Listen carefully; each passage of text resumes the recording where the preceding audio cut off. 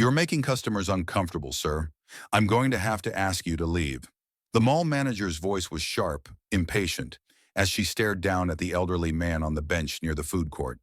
He sat quietly, weathered bomber jacket zipped halfway, a military cap resting on his lap. His hands trembled slightly, not from fear, but from age and memories. I'm just resting. I've walked enough, he said calmly. She crossed her arms. You've been here for hours. People are complaining. Either shop or leave. He tried to explain.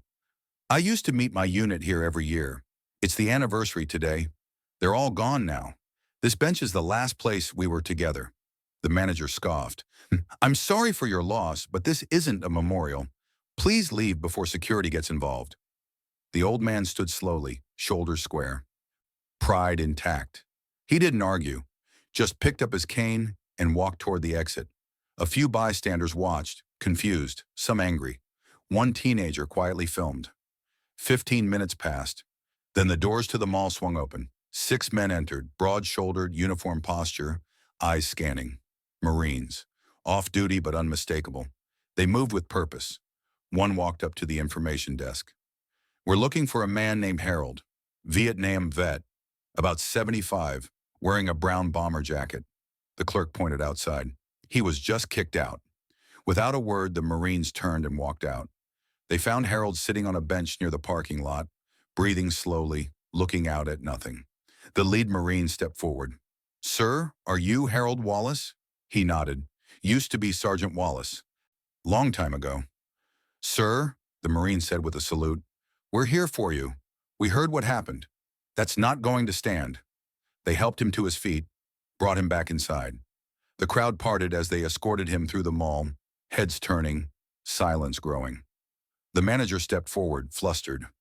I already asked him to leave. He was loitering.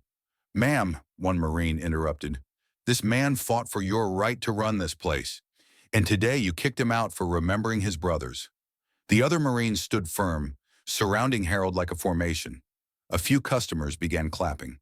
Then more. The manager looked around, realizing the tide had turned. I didn't know, she muttered. He didn't say. He shouldn't have to, one Marine snapped. That jacket says more than words ever could. Harold stayed quiet, until he looked the manager in the eye and said, I didn't come here to cause trouble. I came here to remember. They escorted him to the bench, let him sit, stood by him the rest of the afternoon, not as guards, but as brothers. The video of their return went viral by nightfall.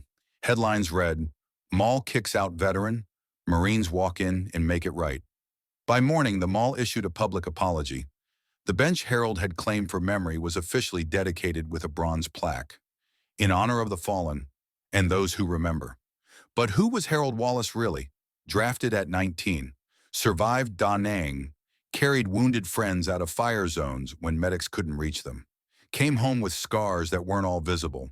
He spent 30 years working in silence, raised a family, lost 2 brothers to cancer. He didn't attend parades. He visited graves.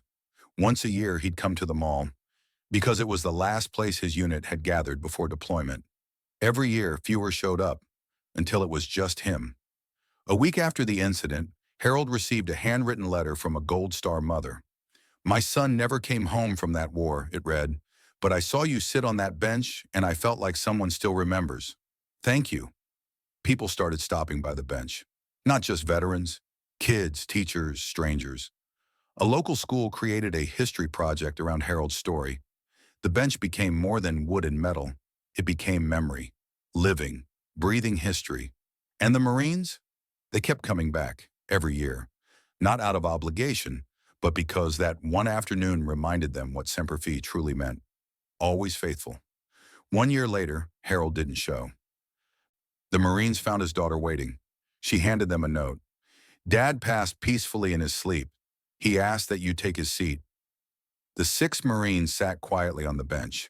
In the center, a folded flag and a photo of Harold in uniform.